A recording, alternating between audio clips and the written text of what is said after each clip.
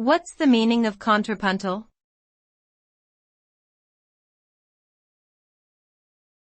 Contrapuntal.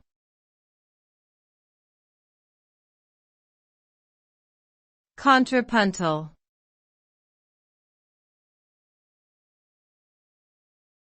Contrapuntal.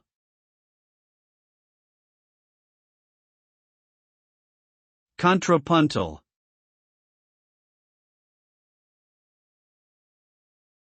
The term contrapuntal is used in music to describe a technique of composing where multiple melodic lines are played simultaneously. These lines often move independently of one another, creating interesting harmonies and counterpoint. The result is a complex and rich texture that engages the listener's attention and can evoke a wide range of emotions. Contrapuntal music can be found in many different genres, from classical compositions to more contemporary forms like jazz and electronic music. It requires skillful composition and musicianship to execute effectively, but can be incredibly rewarding both to performers and listeners alike.